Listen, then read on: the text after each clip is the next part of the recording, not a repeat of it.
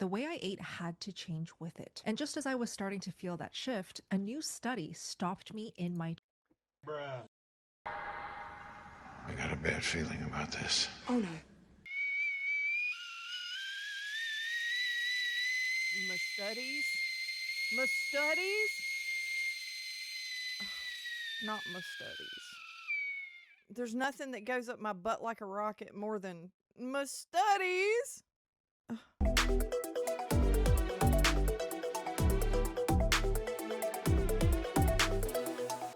Hey guys, welcome back to the channel.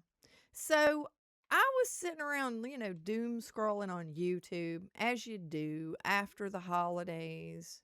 Things are kind of weird where all the festive crap has disappeared and it's just business as usual. And I was looking around at my favorite influencers, and lo and behold, if Steak and Butter Gal didn't do a video in front of a bunch of alien AI generated meat or something.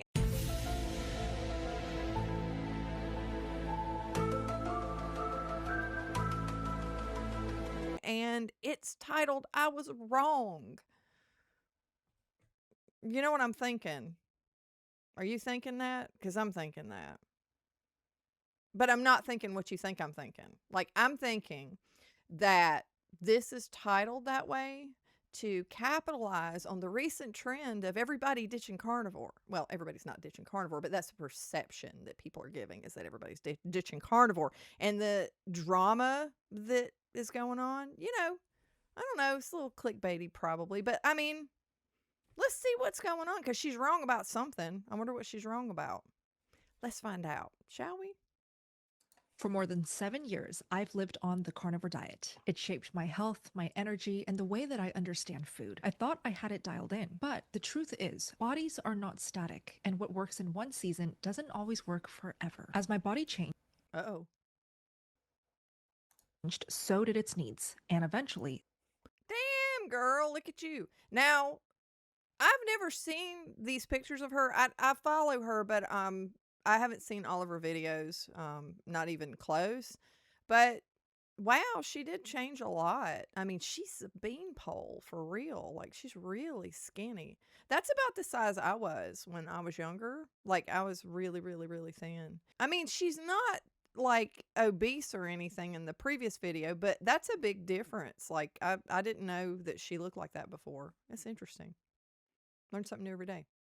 the way I ate had to change with it. And just as I was starting to feel that shift, a new study stopped me in my Bruh. My studies? My studies? Not my studies. There's nothing that goes up my butt like a rocket more than my studies. But let's give her the benefit of the doubt. tracks. One that forced me to rethink everything I believed about how carnivore should actually be done. So, in today's video, I'm going to show you exactly how my approach to carnivore evolved in 3 major ways, and the insight from it that changed how I eat today. Before we get started, I want to invite you into what is hands down the most exciting time of the entire year to go carnivore. We've now kicked off 2026 and World Carnivore Month, and there is truly no better moment to start. Is it just me, or is this whole, month thing like kind of cringe? I mean, I'm all for sharing the message because, I mean, that's what I do and that's what my channel's about.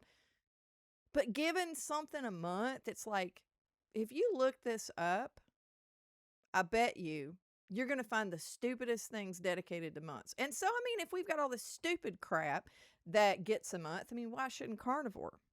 I guess, but it's a little cringe, just a little bit. It's kind of like the use of the word meetups, MEAT, meetups.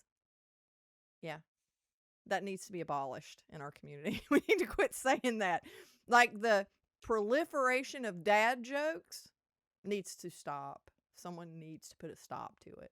I had a subscriber actually tell me, and I'm full on with this, I'm 100% on page with this, is that we should ban the use of the word thrive and game changer in our community. We need to crack open the thesaurus because, yeah, it's a little bit worn. Just saying. That's just aesthetics. Nothing against her. Nothing against World Carnivore Month. I'm sure there's plenty of wonderful things going on.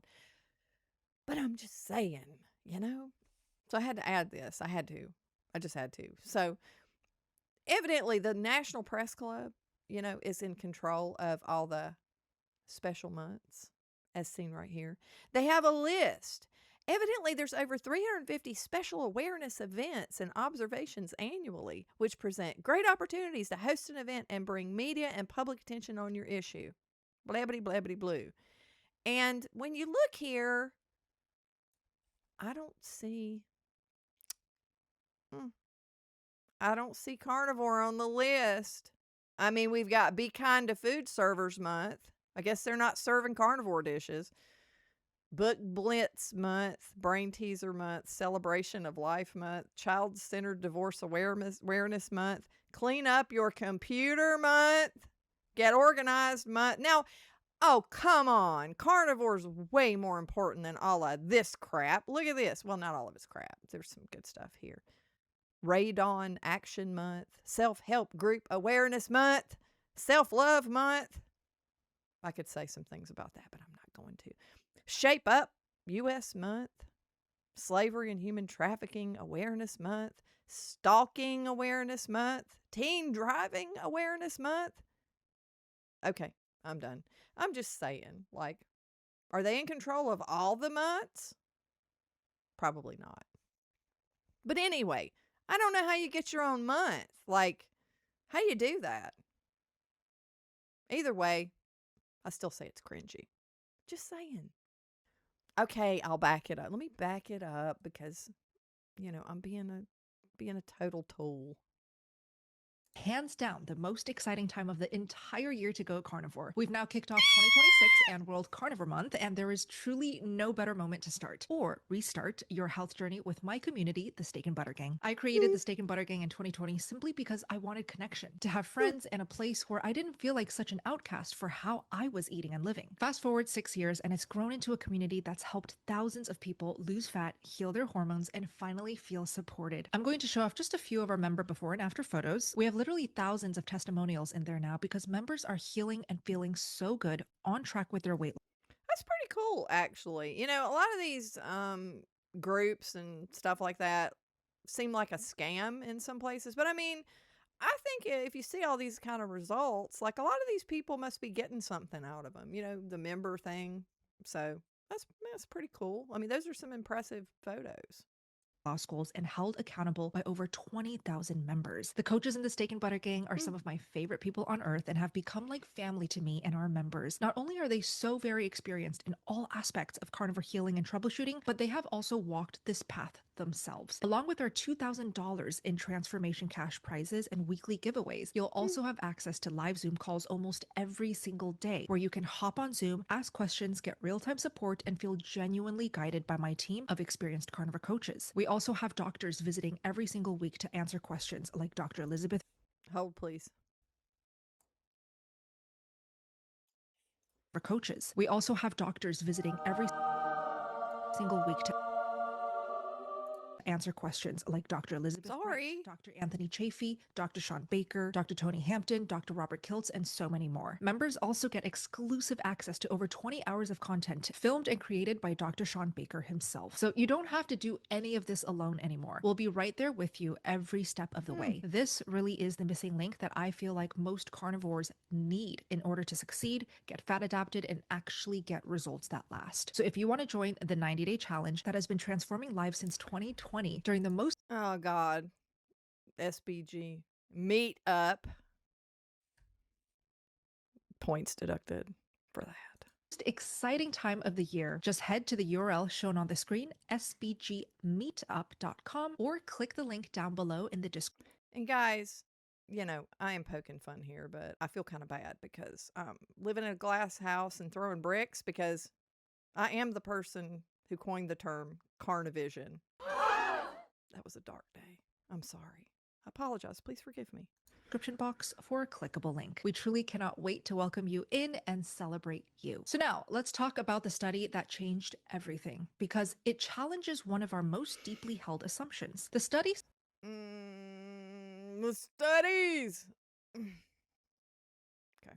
set out to answer a deceptively simple question. How much protein do we actually need? Most people think of protein as something you eat to build muscle, but protein is far more than that. It is the raw material of the human body, your organs, your skin, your enzymes, your hormones. Every cell that keeps you alive is built from protein. The problem is, there's no clean way to measure how much protein the body needs just to function optimally day to day. You cannot draw blood and get a number that tells you this is enough. So research Of course you can't. We're not all clones. I think, and I'm not fussing at her, I'm just saying, people thinking that there needs to be a blood test for everything, that needs to stop because, again, we're our own little universes. Everybody is different. Everybody's made different. But I'm going to take a guess and say that if you are carnivore, all right, and you don't get enough protein for whatever it is you're doing, say you're, I don't know, working out or whatever, then your body will probably tell you that you're not getting enough of it. And you have to adjust fat and protein and whatnot to figure out what your happy place is. So I think I go back to the whole studies need to go out the window and we need to be thinking about how we feel and, you know, playing around with our diet until we get it right. We tweak it, right? Just a point of contention with me. I just, you know, with the whole blood test, we need a blood test so we can get out of bed without killing ourselves kind of thing. You know, that just kind of drives me crazy. But I get it. You know, there's nothing wrong with looking at this. So we're all good. Researchers use the next best thing, long-term muscle growth. And the logic is straightforward. The body will never build new muscle until its most basic needs are met first. Survival always comes before strength. If protein intake is too low, the body diverts every gram towards essential functions, leaving nothing left over for muscle. So by observing when muscle growth slows and when it plateaus, we can see both the minimum and maximum of useful protein intake. Now, this study is a meta-analysis, meaning it combined data from 62 long-term studies. While meta-analyses aren't perfect, they provide some of the strongest. No, they're not. Just had to say that. Evidence we have because of the sheer amount of data involved. That is one big pile of Data. What they found was surprising. Across nearly all studies, increasing total protein intake had very little effect on muscle growth once a relatively modest threshold was met. I've had so much energy that I started doing something I never really imagined myself ever doing, working out. And if you knew me growing up, you know this wasn't exactly my personality. I was a music kid, piano school, quiet focus, absolutely no sports, no sweating, just sitting at a piano for hours a day studying the art of piano playing. Before carnivore, I felt so awful that the idea of exercise felt impossible. I didn't have the energy for it. In fact, because I tried going on a vegan diet for 6 years. Wow, that's a lot. I've never seen these pictures either. How did I miss that? I don't know. That's impressive. I know a lot of people who have gotten rid of a horrible acne. That's a really bad case of acne. My daughter went through that, but I mean, I can't get her to just eat meat. I mean, she kind of grew out of it, but yeah, that's impressive. Brain fog and bloat, my energy tanked even more as a result. And I ended up even more broken in my health and needing even more healing by the time I'd stumbled across the carnivore diet. So working out, moving my body, physical activity was the least of my concerns for the first 5 years of my carnivore journey. I was just healing, recovering, and resting. But one day I realized I actually feel so good now, so healed. My metabolism is so fired up. My hormones are so happy that I have the energy to want to move more. And because And one thing I can say, I agree with her there, is because when you do carnivore, like you end up with all of this energy, you want to actually work out. Like you want to build muscle because you have so much stored up energy. It just has to kind of go somewhere. And you have to be careful though too, because I did a video recently on having so much energy to keep going and going and going and going that you don't get sleep. And that's really bad. Just because you can do something doesn't mean you should. And that's in terms of not getting enough sleep because we need sleep to be healthy. So The working out thing, I totally get because I'm on since I've been 3 years carnivore, I'm now getting my gym ready upstairs so that I can work out regularly to build muscle because it is important. So she's right about that. And that's that stored up energy from carnivore, you know? As I started working out a lot more in the past year and a half, I quickly found out that I was focusing way too much on just trying to eat enough protein. And here's where noise can really get in the way. Ever since I started working out, I have been consuming more workout content, especially more fitness content that has just been popping up on my For You page. And the overlying theme with all of these videos is you're not eating enough protein. You have to eat more protein. And because of this noise, I ended up forgetting to keep my fat intake high enough. This actually Now, one thing I wonder is, was she watching carnivore fitness channels? Because that would be important that you actually watch a carnivore space fitness channel because our whole system works differently than the usual mainstream, super, super high carb fitness guys. So I would just be curious to know. It didn't look like, I know one of those influencers that came up on the screen that she showed a minute ago was not an actual carnivore fitness influencer. But I mean, I was just observing that.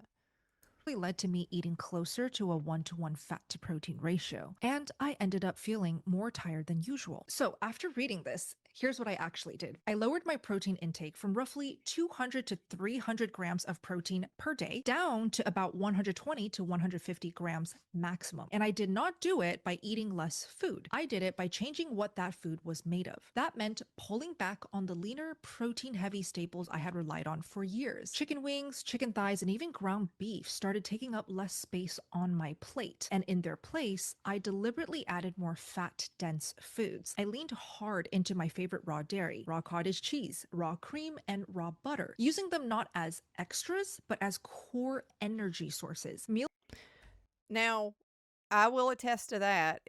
I do fat fast quite often because I find them extremely effective. Now, she's not necessarily talking about a fat fast where you would limit your protein for a certain number of days, but she's talking about consuming mostly fat or a lot more fat than she usually does. And I can say if you ever feel like crappy for whatever reason, that is something that you can try. And a lot of times it really works well because when I eat more fat than usual, like I am like a locomotive. I am unstoppable. I get the most amazing results from that. So I don't doubt at all what she's saying here. Meals that used to center around protein now had fat doing the heavy lifting. For reference, I weigh about 125 pounds. There's nothing inherently wrong with higher protein. How tall is she? Hmm. I'm 5'8" and I'm 135. I'm only 10 pounds heavier than her, but she looks like she weighs about $1.05 actually. But I mean, she looks great, but I'm just saying. But on carnivore, fat is the primary energy source once our carbs are removed. The body is far more efficient at using fat for fuel than protein. Fats are also critical for hormone production. Testosterone, estrogen, progesterone, cortisol, DHEA, and even vitamin D are all derived from cholesterol and fatty acids. Preach Without it, enough sister. dietary fat, the body lacks the raw materials to properly regulate hormones. Once I increased my fat intake and decreased my protein proportionally, and again, I am not under eating here. When I first started carnivore, about my first 3 to 4 years, I was eating so much of both protein and fat. Only now, 7 years in, do I feel truly healed and ready to play around with my fat to protein ratios. And this is what happened. My mood stabilized even more. My energy felt much more consistent, especially when I started my day with a fatty carnivore breakfast. My sleep quality increased and even my libido. I thought she was doing higher fat already. I thought she's always been much higher fat. But again, I don't follow her all the time, so I'm not aware of her different nutrition approaches over time. So Noticeably improved, something my husband certainly does not mind. I also noticed something similar with my brain and my mental state. After going extra high fat and tapering my super high protein intake, I felt Yeah, and that's true. If you look at when she's talking about libido and obviously cognitive skills, people think about the cognitive skills like regularly because of being in ketosis and everything and fat burning. But the libido is something a lot of people don't think about. But your libido and the sex drive and all that kind of stuff is completely governed by hormonal activity. And if you don't have enough fat, eh, you're going to have problems in the bedroom probably. Just saying. Calmer and much less prone to many bouts of anxiety, mental fatigue, all things that are normal in day-to-day life, especially when you are constantly filming content, editing, doing meetings like I do. I wasn't chasing focus or forcing energy, it was just there. I've also noticed several major changes physiologically. I am much less hungry throughout the day, even when doing my 6 a.m. at-home workouts. My energy after meals is higher, far more stable throughout the day, and I don't have the mini dips and fluctuations throughout the day. It just feels like a very stable, comfortable, clean energy that lasts all day. A close friend of mine, Max German, actually experimented with this as well. He dropped his protein to around 75 to 85 grams per day and increased his fat to roughly 400 grams. And guess what happened? In just 2 weeks, his total testosterone nearly doubled. His free testosterone also nearly doubled. And despite eating more calories, his body weight stayed And yes, I want to make a comment about the shirtless thing, but I don't know. He reminds me, he looks like he's about 12 years old, so that doesn't feel right.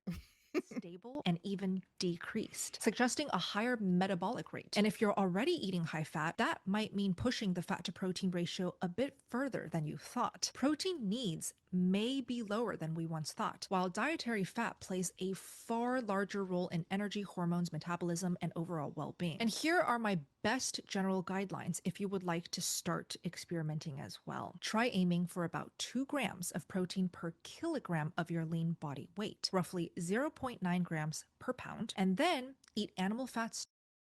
You know when the last time I looked at a macro was? 5 years ago.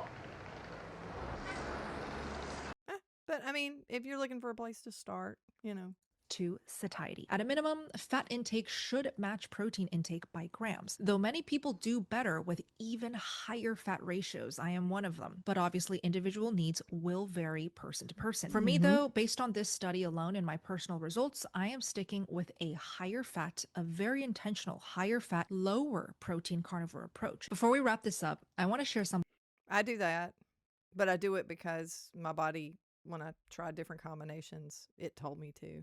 I listen to it pretty much exclusively. I don't do my studies, but I mean, it's interesting information, you know? thing that might surprise a lot of you, especially those who've been following me for a very long time. If you'd asked me a few years ago whether I'd ever make the 3 changes I'm going to share with you now, I probably would have said, I don't think so. But that's the thing about healing. As your body changes, your needs change. And pretending otherwise does not make you disciplined. It makes you rigid. I'm hoping it inspires you because carnivore does not have to trap you in a single version forever. It Dun, dun, dun. certainly does not have to be a box. And the first change is probably going to surprise you the most. For years, I've talked openly about eating a zero salt carnivore diet, and I was not exaggerating. For nearly 6 years, I added virtually no salt to my carnivore diet. I didn't put salt on my meals. I tried Oh, I mean, if you salt to taste, salt is necessary. We all have to have salt. And funny thing I'll tell you is that, the brainwashing on salt, and I'm not talking about what she's saying here, but the brainwashing on salt is a huge thing. Like my sister has obviously kidney issues, and she went to her doctor and she was avoiding all salt. Believed salt was evil, avoided it, was actively like not getting enough salt. And that's bad for you, really bad for you if you're not consuming enough sodium or whatever. And she wasn't doing any, and she was having problems. Like her lab results were showing problems, and she told her doctor, she goes, "Well, I avoid all salt, salted all. I never touch any salt." And he goes, "What are you, crazy?" He goes, "You can't do that. You cannot avoid all salt." Now, obviously, I mean, you can overdo anything, but salt is critical. So it's just kind of funny. There's so many people that believe that salt is like evil and the cause of a lot of problems. It's the same reason we believe that animal fat is bad. It's like I don't know, it's just really weird. I mean, you add a bunch of sodium in with all of the processed carbohydrates and the garbage food, it just adds more. I don't know, it's more like a catalyst that makes things worse in a way. But salt, if you're on the carnivore diet, salt to taste. You salt it, and your taste buds will tell you if it's too salty. Or if you want salt, you'll crave it. That's always worked for me, but I'm pretty simple that way. Even the highest quality salts, my body reacted immediately every time. My sleep would suffer and I would wake up multiple See, that's interesting. I wonder why. Like she's saying, she had a lot of problems if she would salt her food, which is I've not heard that. And I mean, there's a lot of things I don't know about, but I wonder what that's all about. Or I guess it has to do with what her threshold was or what she needed. So, I mean, everybody's different when it comes to stuff like this, but that's just peculiar to me. It's very odd that like she couldn't. I believe her, but it's like she couldn't eat very much salt at all or it would make her sick. times in the night to go pee, even if I slept the same number of hours. Salt also made me feel so incredibly thirsty, parched, and dry in the throat all the time. In fact, some other long term carnivores have also deliberately avoided adding salt. Dr. Anthony Chaffee has talked openly about this as well. He doesn't add salt because he says he gets what his body needs directly from Okay. Yeah, with Chafee, he doesn't need it because when he eats, it's salty enough for him. So, I mean, he's always said that. He never needs to add salt because he doesn't need to add salt. But your individual taste buds will tell you if you need to add salt. You know, it shouldn't steer you wrong when it comes to that. the meat itself, especially because he eats a lot of his beef rare and lightly Mhm. cooked, especially those eating enough animal foods. Additional salt can simply be more than their body requires. Some If you burn your burgers like I do on a regular basis, I always get distracted and I end up overcooking them. Then you definitely need salt on those because they taste a little shoe leathery. Ah, crap. I burned it on one side of the grill. I hate when I do that. Just saying. And I'm not going to throw meat away. I mean, it's too expensive. other examples are Amber O'Hearn and Dana Spencer. These two ladies have been carnivore for almost 20 years. They are OGs, veterans of this lifestyle, and they both still to this day live a no salt carnivore lifestyle. So there is no question that a no salt carnivore diet does work for a small select few people. So because I've been working out consistently, sweating regularly, and when you sweat, you lose sodium, a lot of it. And for the first time in years, I actually started craving salt. I reintroduced small amounts of salt and something shocking happened. None of the old symptoms returned. No puffiness, no sleep disruption, no water retention. In fact, my energy only improved even more. I think Now that just proves what we all have said in this space is that your body will tell you what you need. When she did not exert a lot of physical activity, she wasn't sweating it out, she was retaining it more and she didn't need any more. And then when she started working out, obviously, like she's saying, you're sweating. She needed more. Her body told her she needed more. That's excellent. That is a perfect example of why she didn't need a blood test to figure this one out, guys. Okay? She just had her body tell her what to do, and she did it. Kudos, steak and butter gal. this is because when your body is healthier, more resilient, and actually using electrolytes instead of reacting to them, the rules start changing. I've also been more intentional about electrolytes, and especially if you're coming into carnivore in 2026 from a standard American or I feel an ad coming on. There's a disturbance in the force. high carb diet, this is definitely something you want It's got to start with an L and end with a T. What do you to want to pay bet? close attention to. If you've ever dropped carbs and suddenly felt that wave of low energy, the headaches, the brain fog, the muscle cramps, that wasn't just keto flu. That was also electrolyte imbalance. You can try adding sardines to every meal because they're naturally rich in minerals, salting your meals far more heavily than usual with a high quality salt, and just staying consistent with hydration. Or if you want a simple, quick fix, you can also lean on a high quality electrolyte supplement. This is the one that I recommend for you Boom. carnivores. It is made by the brand Element, and I specifically recommend this teal blue colored version labeled raw unflavored. Why? Because this one has no stevia, no sugar, no additives, no flavor, just the 3 electrolytes our body needs in the right ratios. The packets look like, just rip one open and pour it into any drink of your choice. And if you want to see whether electrolytes like this help you, you all can get a free sample pack with any purchase by going to the URL shown on the screen, drinklmnt.com/SB. Again, I want to say I'm a free market type of person. I'm all for selling things. If you try something and you like it and you purchase it, it's something you want to buy, and you tell other people about it, I mean, that's completely fine. So I'm just making fun here. You know, I'm not a serious person, so it's just me.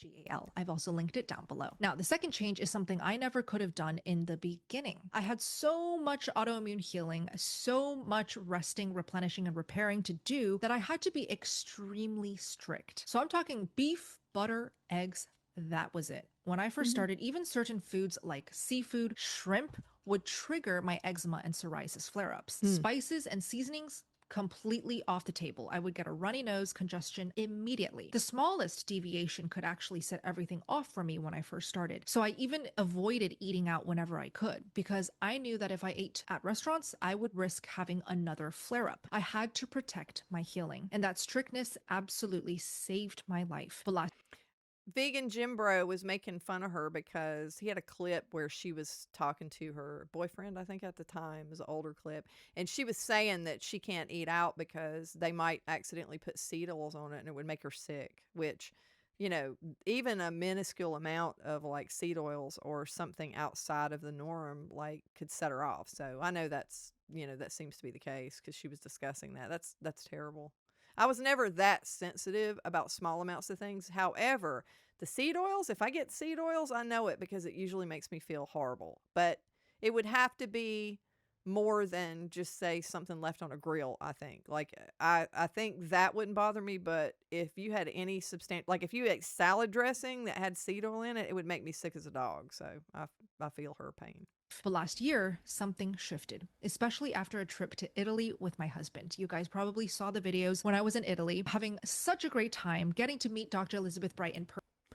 Hey, if you guys don't know about this chick, she's a badass. She's like a freaking Ellen Ripley or something. Like, she's a martial arts instructor, I think, or something crazy like that. I was watching some videos on her. She does a lot of good stuff with, you know, you have to eat your fats or you're not going to have your lady hormones and all that kind of stuff. So she's big on all of that. But, yeah, interesting person. If you haven't checked her out, definitely check her out.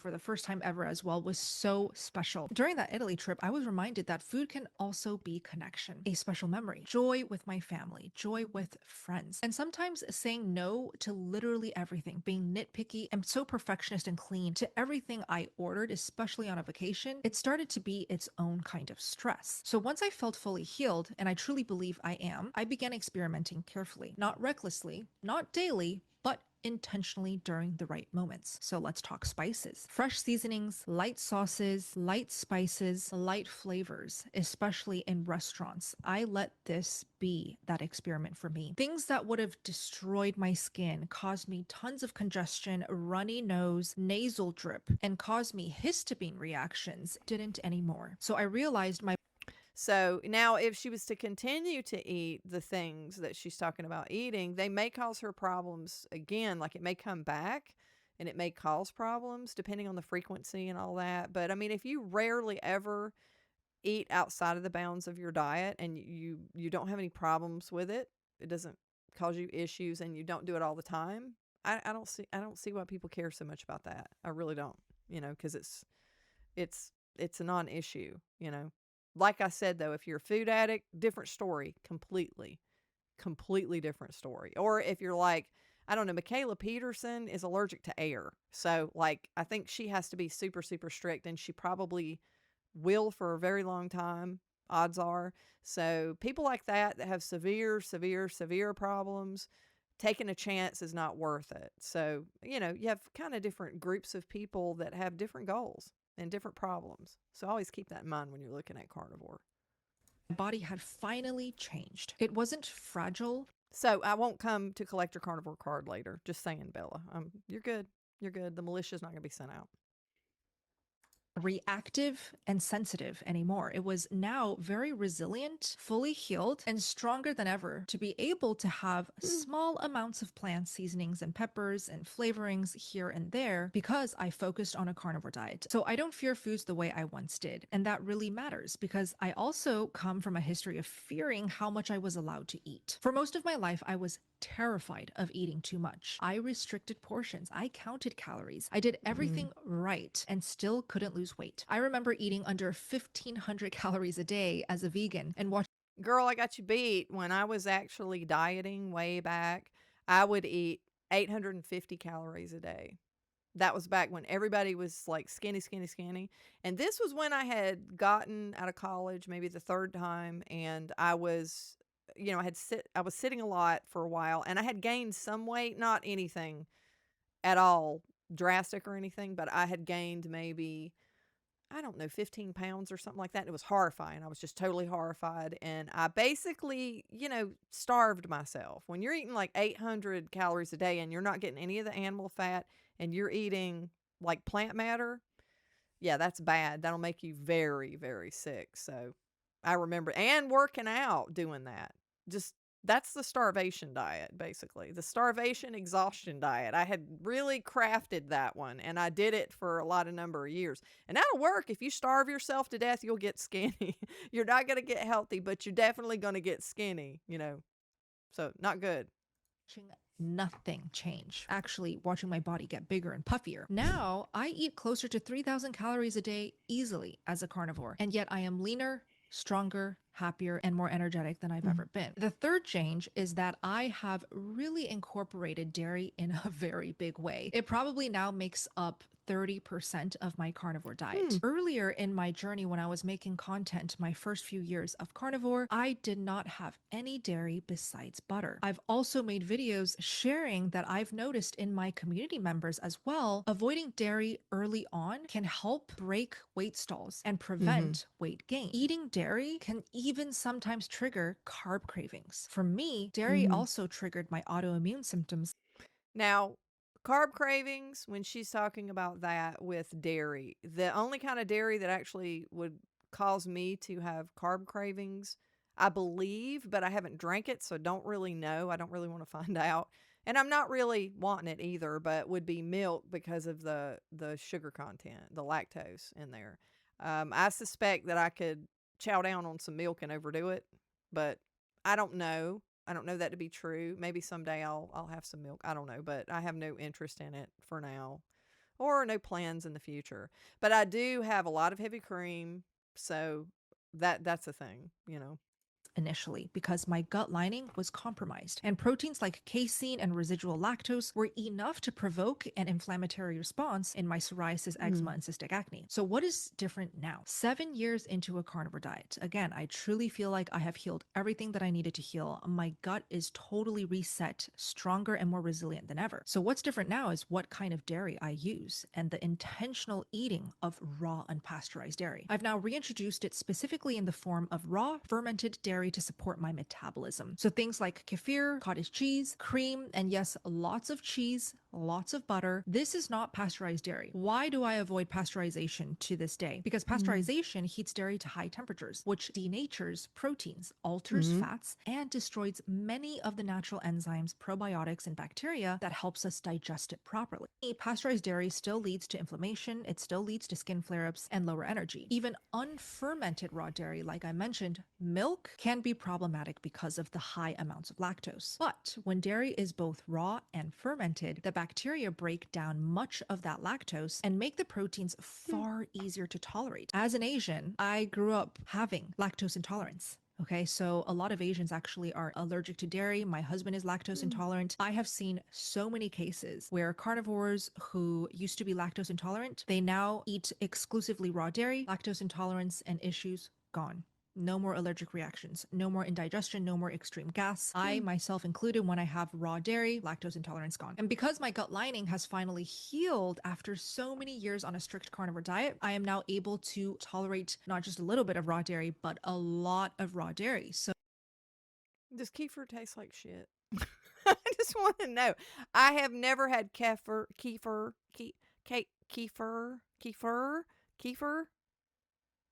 I have no idea how to say it. I don't even know how to say it. Like I've never had this. Like I have no idea what this tastes like. And if this tastes like drinking sour cream, I'd have to yak.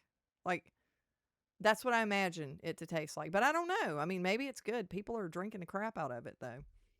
But I'm just curious. I don't know. I don't know if you drink it. Let me know in the comments what you think about it. Huh. Interesting. It's from an animal, so don't care, and don't care. A lot of people get their drawers all in a knot when people are eating like dairy products and stuff. Again, if you want to go out to the middle of the ocean and milk a jellyfish like SpongeBob, go for it. It's an animal. Don't care, and don't care. You just got to know what you can deal with, so.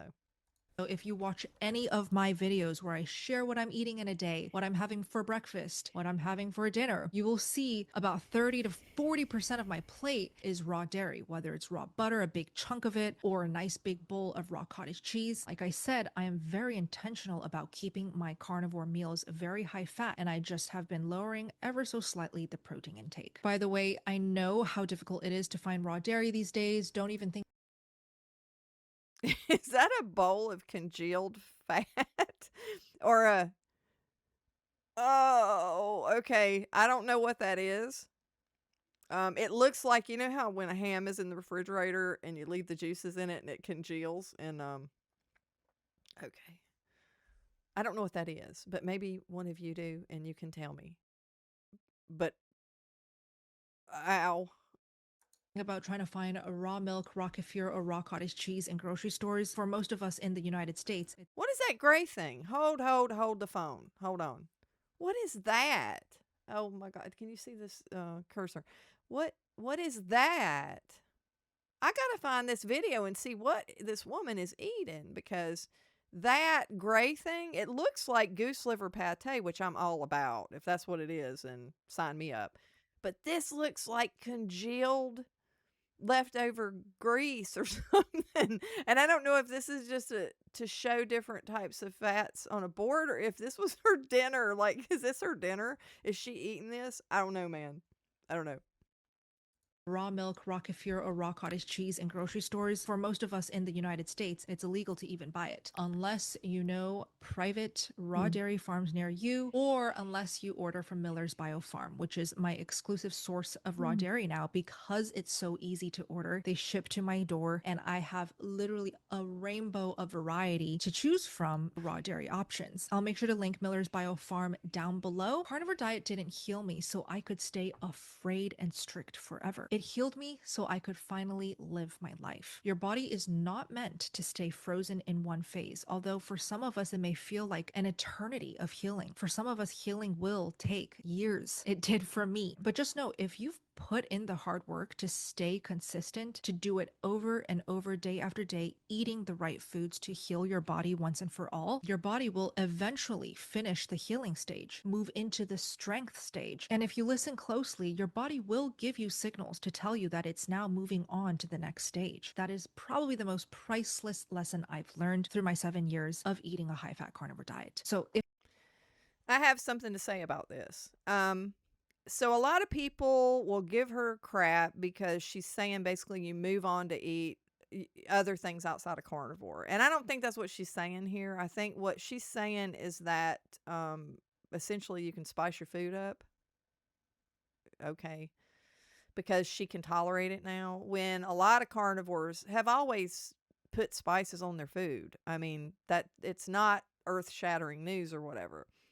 But one of the things you have to be careful of, like I said, if you're a food addict or you eat for fun, we as humans should not make eating for fun. Now, human nature, and we live in 2026, and we're going to. Everybody's going to. Even the food that I eat on carnivore, I love the food I eat on carnivore. I think it tastes like excellent. If the food didn't taste good, we wouldn't eat and then we'd all die. So there's this I don't know, slippery slope that exists where after you've been on carnivore for a long time, you want to do different things because you don't want to be as bored as you were. Now, she's not adding spices because they add any type of health benefit. Okay, that's not why she's doing it. She's doing it because it tastes good. So we know plants are toxic, and there's never going to be a reason to add plants. And I'm not talking about plants in terms of medicinal value historically. Like, that's not what I'm talking about. I'm talking about like when you're eating food, like there's no reason to add plants for your health. So what she's doing is making her life more enjoyable when she eats, because being so strict is difficult in society. So if she can do that by making tiny changes that don't impact her, and they're not constant and excessive, and she doesn't do it all the time, and it won't like come full circle and start problems again. Because keep in mind, I mean, for most of us to screw ourselves up, we were eating buttloads of stuff that was ruining us. We were marinated in it. It was massive amounts of things that actually were ruining us. It wasn't a few spices here and there that did the damage. So when you look at it that way, just kind of keep it in context, I guess, when you're looking at yourself and what you can do. But never take your eye off the ball when it comes to food addiction and what got you here. Remember what put you in such a bad way, and make sure that, you know, you come to terms with the fact that there's some things you're never going to eat. It's like, no, it's not fair, but tough crap. Okay, that's the way it is. Grow up, nut up. You can't eat it. And some of us, you can, but you might start those cravings again. And God knows, food addicts like me, I will not risk that. I think it's great though. So far, she hasn't said she's incorporating a bunch of carbohydrates, which kudos. Let's hope that, I think she went through number 3. Has she gone through number 3? I don't know. Let's see what she says next though. Never know. If this resonated with you, do let me know in the comments. Are you currently struggling with your current phase of healing? Are you feeling impatient, hopeless, not sure what to do next? Drop it down below in the comments, as it really inspires me to come up with better videos to help you all out. And remember, if you're new to carnivore and don't want to navigate the next 90 days on your own, you are always welcome inside the Steak and Butter Gang. We've now kicked Meet up in Carnivore Month again. off 2026 and World Carnivore Month, and there is truly no better moment to start or restart your health journey with my community, the Steak and Butter Gang. I created the Steak and Butter Gang in 2020 simply because I wanted connection, to have friends and a place where I didn't feel like Didn't we see this ad already? I think so. such an outcast for how I was eating and living. Fast forward 6 years, and it's grown into a community that's helped. Girl, you're double dipping. Okay, so it ends with the ad that it started with. All right. Like I said, I'm all for the free market. So she didn't say she's eating a bunch of carbs. It doesn't sound that earth shattering, actually. But it's good that she's trying things to see how well her healing worked. So that's important. I think that's worthwhile. But I'm not going to pay much attention to my studies. And I was pleased to see that it wasn't my studies that actually she was focusing on. Most of what she was talking about is that her lifestyle changed. She used to sit around and do a lot of sedentary stuff. She did carnivore, she healed. Now she has lots of energy and she wanted to work out, so she started working out. And obviously her body's going to need more salt. Started telling her. And then she started eating more fat because she needed more fat. Because like she was getting tired, it wasn't working, the amount of protein. This was a very good example of how when you're watching the mainstream and they're like, you're going to have this much protein, and this many carbs when you're actually bodybuilding and all that kind of stuff, when actually you need to try different combinations for yourself to prove what works for you as a person. And you found your sweet spot by listening to your body.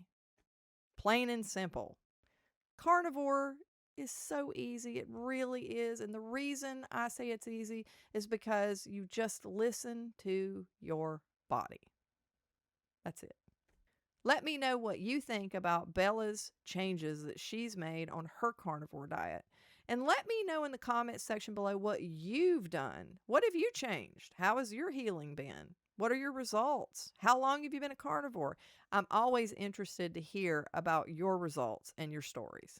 Thanks for watching, guys. I really appreciate you being here.